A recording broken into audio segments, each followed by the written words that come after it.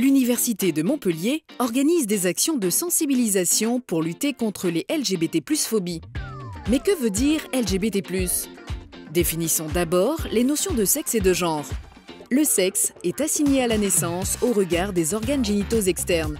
On parle alors de garçon ou de fille. Le genre est l'ensemble des apparences, rôles et comportements que la société associe soit aux hommes, soit aux femmes.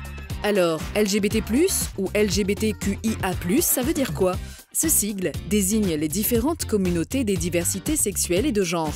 Chaque lettre représente une identité de genre ou une orientation sexuelle ou romantique. L pour lesbienne. Une femme, lesbienne, est attirée par les femmes. G pour gay. Un homme gay est attiré par les hommes. B pour bisexuel. Une personne bisexuelle est attirée à la fois par les femmes et par les hommes. À noter qu'une personne attirée par d'autres personnes sans considération de son genre ou sexe peut s'identifier comme pansexuel. T pour transidentité. Une personne transidentitaire ne se reconnaît pas dans le sexe qui lui a été assigné à la naissance. Par exemple, une personne née avec des caractéristiques masculines peut se ressentir comme une femme. Les personnes non-binaires, quant à elles, ne se considèrent pas uniquement femmes ou hommes. Elles ne souhaitent pas être assignées à un genre. À l'inverse, une personne cisgenre est en accord avec le sexe et le genre qui lui ont été attribués à la naissance. Q pour queer. À l'origine, queer était une insulte anglophone signifiant bizarre, mais les communautés se sont réapproprié ce terme. Queer est désormais un terme inclusif utilisé par des personnes qui ne se sentent pas en adéquation avec les catégories traditionnelles de genre ou de sexualité. I pour intersexe. Une personne intersexe naît avec un corps qui n'est pas typiquement celui d'un garçon ou d'une fille. Ce terme générique est utilisé pour désigner un large éventail de variations naturelles qui concernent les organes génitaux, internes ou externes, les hormones, les chromosomes.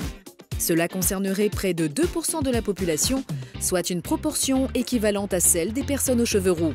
A pour asexuel ou aromantique. Une personne asexuelle ressent peu ou pas d'attirance sexuelle, mais peut toutefois désirer une relation amoureuse.